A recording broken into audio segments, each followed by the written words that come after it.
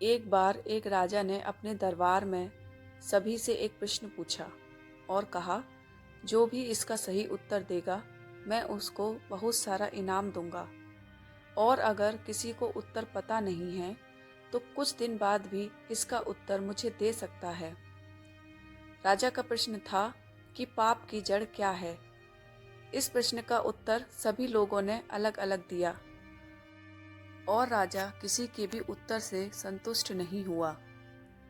राजा ने सभी को कुछ दिन की मोहलत दी और सही उत्तर देने को कहा। दरबार के सभी लोगों ने अपनी बुद्धि और ज्ञान के अनुसार इस प्रश्न का उत्तर पाने की कोशिश की, पर राजा को किसी का भी उत्तर उचित नहीं लगा और राजा ने सभी को डांट लगाई। अब राजा बहुत गुस्से में आ गए और अपने मंत्री से कहा, इस प्रश्न के उत्तर की जवाबदारी मैं तुम्हें देता हूँ। अगर 1 सप्ताह में तुम्हें इस प्रश्न का उत्तर नहीं मिला तो मैं तुम्हें तुम्हारे पद से मुक्त कर दूंगा।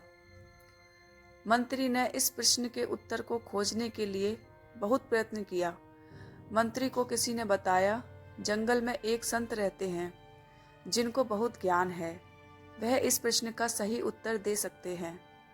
मंत्री अपने पद को बचाने के लिए तुरंत जंगल पहुंच गया और संत से अपने प्रश्न का उत्तर मांगा। संत ने कहा, मुझे इस प्रश्न का सही उत्तर मालूम है और मैं वह तुमको बता दूंगा, पर तुमको मेरा एक काम करना होगा।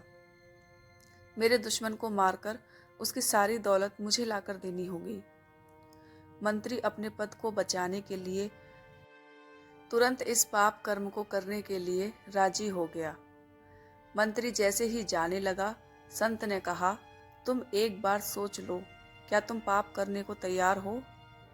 मंत्री ने बिना सोचे ही कहा, हाँ, मैं यह करने के लिए तैयार हूँ। आखिर यह मेरे पद का सवाल है, मैं इसके लिए कुछ भी कर सकता हूँ। संत ने मुस्कुराते हुए कहा, यही तुम्हारे प्रश्न का उत्तर है। लोभ ही पाप की जड़ है। तुम अपने पद के लोभ में पाप करने के लिए तैयार हो गए। पाप की असल जड़ लोभ से ही प्रारंभ होती है। मंत्री ने जब यह उत्तर राजा को दिया तो राजा खुश हो गए और मंत्री को विशेष उपहार दिया। इस प्रकार राजा को अपना उत्तर और मंत्री को ढेर सारा धन प्राप्त हुआ। पाप की जड़ लोभ होता है, इसीलिए हमें लोभ नहीं करना चाहिए।